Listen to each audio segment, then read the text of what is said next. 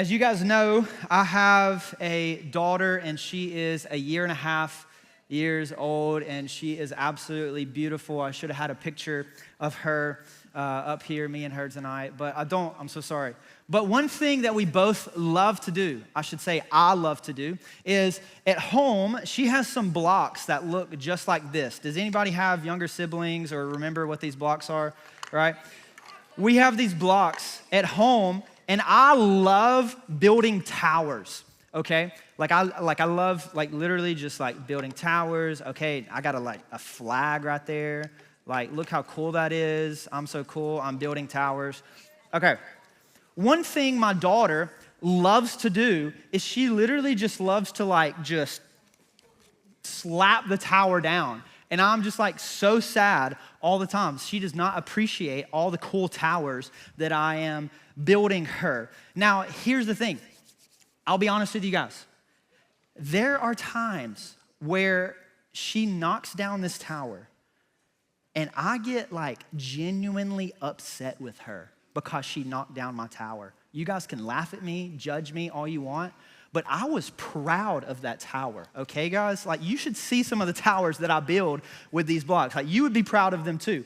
And so, I'm okay, first off, why am I getting mad at a 1.5-year-old? But also, these are blocks, okay? So I was explaining this to my wife literally last night, and she was like, you know what? That is a sermon illustration. And I'm here to tell you the whole point of this illustration. You guys ready? You guys ready? Because what I realized is that this tower that I just built is not going to be the only tower that I build my entire life. That I'm gonna have an opportunity tomorrow to build another tower, and Annie, my daughter, is gonna knock down that tower. And guess what? The very next day, I'm gonna have another opportunity. But you know what my wife said to me that literally almost made me cry? She said, y'all hear this. She said, you know there's gonna be one day that you're not gonna build a tower, and the day before is gonna be the last tower that you ever built for her. And I said, don't make me cry tonight, please, please. And and that's the whole illustration. And I'm gonna give you the point here in just a little bit. But tonight, as we're continuing week 3 in our new phone Who Dis series, tonight we're gonna be talking about serving and sharing.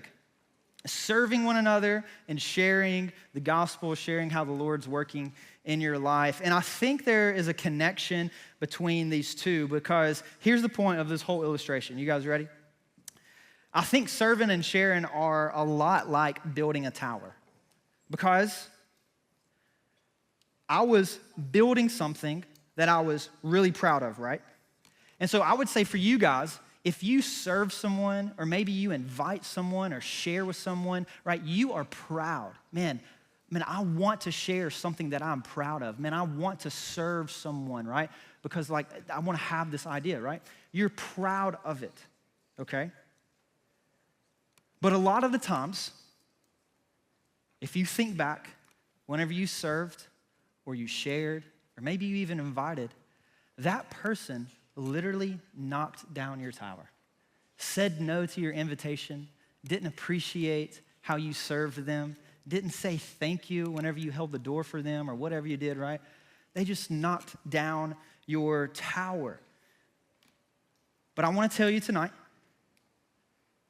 if you didn't know, you're going to have an opportunity tomorrow to build another tower.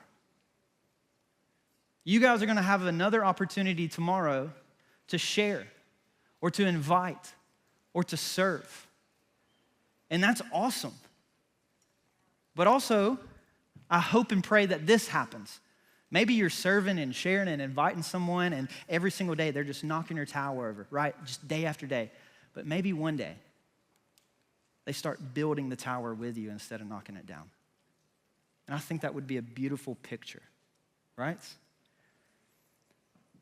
And so I think as we look in Scripture tonight, there's this sort of urgency that Jesus is talking about where we should go and serve. But here's the truth that I want us to walk away with tonight is that serving like Jesus opens doors to sharing Jesus. Serving like Jesus opens doors to sharing Jesus. And so as you guys are filling in those blanks, let me ask you this. How many of you guys have ever invited someone to church and they have told you just straight up no? Wow. Hey, I want you guys to look around the room and see how relatable that is. Okay, put your hands down. Raise your hand if you've ever invited someone to church and they said yes, but just didn't show up. Wow. Look around the room. Relatable, right? Okay, let me ask you this. How many of you guys have invited people to church, like the same person, like 7 times, and they still have not showed up to church? Dude, this is crazy. This is crazy. You guys can put your hands down. Hey, let me ask you this. What if it took 27 times before they came to church? Do y'all think you would still invite that person? 27 invitations? Like, that's crazy, right? What if it took 100 invitations or 100 acts of service? Would you guys still do it? Would you guys still build that tower tomorrow? So before we read the passage that we're going to be in tonight, I want to ask you this question. You don't have to answer. Just keep it to yourself, okay? Do you think being a servant or a leader is better in the eyes of God? Hold it to yourself. Maybe you have the answer in your head already. I'm going to answer it at the end. So we're going to be looking at Mark chapter 10, verses 42 through 45, and I just want to read it all tonight, but we're going to break it down a little bit just to see what Jesus is trying to tell us tonight. So this is what it says in verse 42. It says, "So Jesus called them together and said, 'You know that the rulers in this world lord over their people, and officials flaunt their authority over those under them. But among you it will be different. Whoever wants to be a leader among you must be your servant. And whoever wants to be first among you must be the slave of everyone else. For even the Son of Man came not to be served, but to serve others, and to give his life as a ransom for many.'" Okay, I have to start here because this is the most important part of the message. The message of the gospel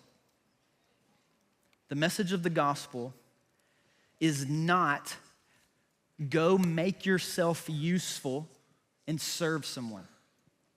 That is not the gospel. This is the gospel, that Jesus Christ came down to earth and looked at the world and said, man, these people need saving. And I want to be in relationship with them. And so he did just that. He came down to earth and offered this gift that we call salvation. And I hope that I'm sounding like a broken record every single week telling you what the gospel is, and I hope it's so clear. But this is the most important part of this passage. Verse 45, "The Son of Man came not to be served, but to give his life as a ransom for many." And so Jesus, as he starts this passage, as we're going to get into a little bit more, right, he compares and contrasts how the world views leaders and how heaven defines leaders. And so this is what it says in verse 42. He says, "So Jesus called them together and said this, 'You know that the rulers of this world lord over their people.'" They lord over their people. "And the officials, they flaunt their authority over those under them." So let's look at it. The world's idea of a leader looks like this. They rule or boss over people. They flaunt their authority. They say, hey, look at me. I am your ruler. Listen to me. Follow me, right? They flaunt all of this. Now, does that sound like someone that you want to follow? No, right? Think about it this way. Whenever I was in 8th grade, I had the opportunity to practice with the varsity baseball team. Now, there were some really cool seniors on the team. that really helped me out a lot.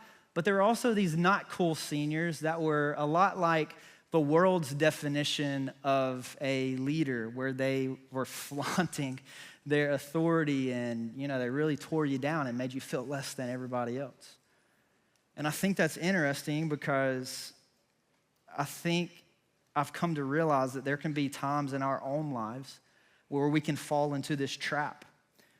Because if we were all honest, it feels good to be in control. It feels good to have this power. It feels good for someone to say, man, you're a leader, so go lead those people, right? It feels good, right, if we're all honest. And whenever we think that we have an opportunity to boss around or to flaunt authority, we can often make people around us feel less than. But I think that is the exact opposite life that Jesus is calling us to. Because this is what it says in 1 Peter chapter 3, verse 16. It says, he's talking about sharing the good news, sharing the gospel, and he says this, but do it in a gentle and respectful way. Keep your conscience clear. Then if people speak against you, they will be ashamed when they see what a good life you live because you belong to Christ. And so what this verse is basically saying is to share the gospel with gentleness and respect, right? But also live your life in a way where people want to listen to you, right? Maybe you can ask yourself that question. Man, what if I went up to someone tomorrow and tried to share the gospel with them? Would they believe me or not? Would they even want to listen to me or not? Man, how are you living your life? Man, are you living your life in this 1 Peter 3:16 type of way? And so what's the solution? What's the solution to all this, right? How can we live our life in a way that people would be receptive to the gospel or even an invitation to the church or even just a small act of service? If serving like Jesus could lead to sharing Jesus, man, how can we do that? This is what it says in verse 43 and verse 44. It says, but among you it will be different. Whoever wants to be a leader among you must be your servant. And whoever wants to be first among you must be the slave to everyone. Here's what I love about Jesus. I mean, he is just so honest at times, so just straight up at times. And he says, you guys catch that in verse 43? He says, it will be different among you. You will be different. Jesus is basically saying, hey, if you claim to follow me, if you want to follow me, if you're going to follow this path that I'm making for you, hey, you will be different. You will do what I'm about to say. Man, I love that so much. And then he goes on to say, hey, it's a life that really doesn't make sense. That you have to be last in order to be first. That you have to be a slave to become a leader. Think about it like this practically. I'm going to give you guys a crazy example that literally would not make sense. But let's just say you're at Fairhope High School, or Fairhope Middle School, or any school for that matter. And you're like, hey guys, it's lunchtime, and you're like, hey guys, I want everybody to leave their food tray on the table, and I'm gonna clean it up for everybody, right? You guys don't have to throw it away. You guys can just leave it there. I'll clean it all up, right? Now, I'm willing to bet that if you do that, now that would be crazy, really cool, but also crazy.